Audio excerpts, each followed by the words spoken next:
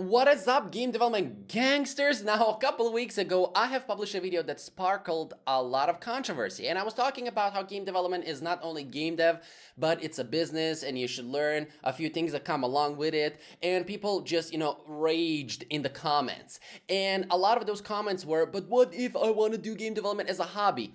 And let me tell you, also in my Facebook group, which is where I base these videos that I create, because I ask questions. People who enter, they answer those questions, and I have over 10,000 people, so I have a lot of answers to create content like this. And a lot of people also said, yeah, I want to do game development as a hobby. And recently I was guest at a podcast with Inexperienced Game Developer. That's his YouTube name, by the way. I'm not saying he's inexperienced, just his name. Anyways, and he said one interesting thing. But even if you're doing game development as a hobby, you still need to think, what do you want to achieve with it?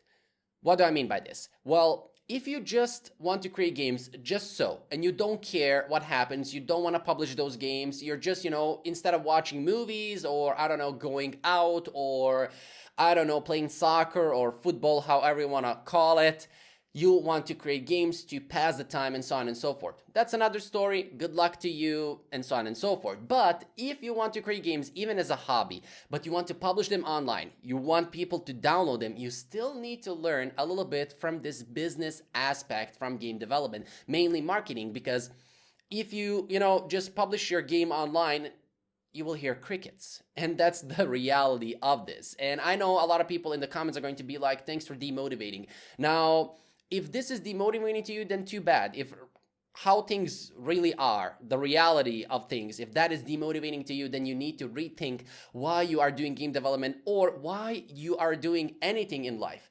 Because I'm just here to tell you what you will expect it will happen and how you will expect it to happen so that you can counter that, so that you can prepare yourself and not be disappointed in the end. This is the goal with every single video that I create, but for some reason, every single time, I don't know, people just, misunderstand it.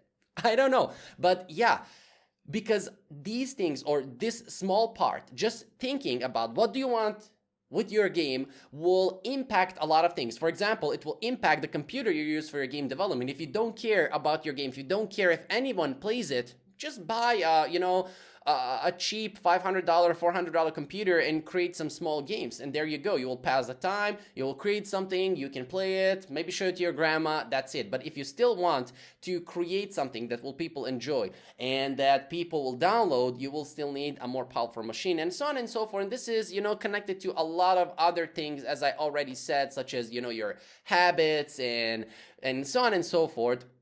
But I just want you to think about this one thing. What is your goal with your games?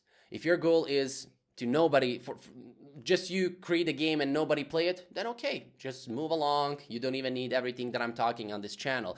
Only the, coding stuff and learning how to create games. If, however, you want people to download your game, just learn the skills that you still, that are still connected to the business side, and that's it. This was on top of my head, and I don't have anything else clever to say because everything else I said was clever. This is one of the comments. He's like, I have a lot of fun creating these videos. Anyways, see you guys in the next one, I guess.